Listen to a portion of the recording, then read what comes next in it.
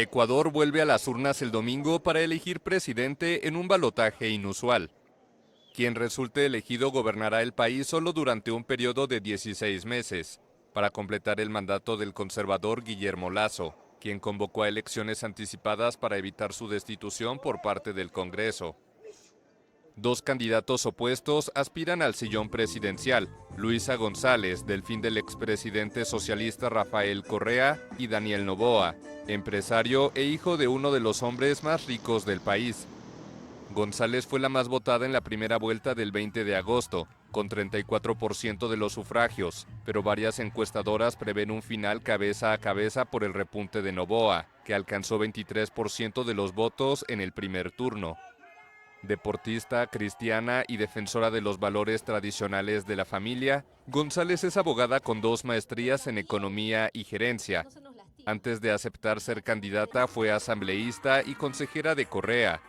Admite que el popular exmandatario, condenado a 8 años de cárcel por corrupción y actualmente en el exilio, será su principal asesor, aunque asegura que mantendrá la independencia.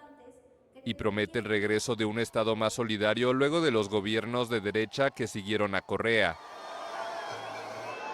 Quien nunca ha pasado un hambre, quien nunca cogió un bus, quien nunca peleó por un cupo, quien nunca fue a buscar trabajo, no sabe cómo transformar este país.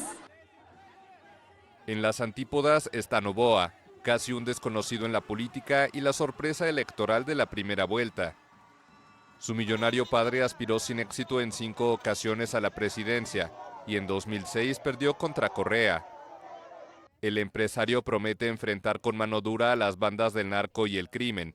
Entre sus propuestas está la de crear barcos prisiones en alta mar para aislar a los reclusos y desconectarlos de sus redes.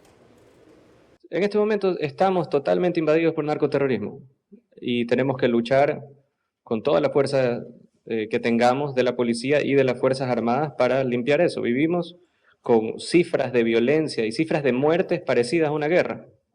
Y entonces tenemos que tratarlo como una guerra y tratarlo como el enemigo a estos grupos narcoterroristas.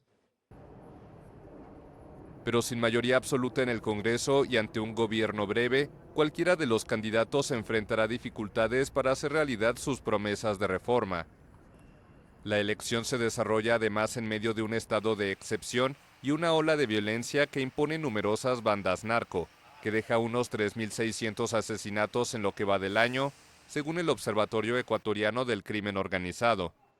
El asesinato del también candidato presidencial Fernando Villavicencio poco antes de la primera vuelta, así como de 7 presos implicados en su crimen, sacudieron la recta final de las campañas y atizaron el miedo. Además de enfrentar la inseguridad, quien gane deberá tomar las riendas de un país golpeado por una pobreza de 27% y con un cuarto de la población en trabajo informal o desempleada. Gane quien gane, el país marcará un hito.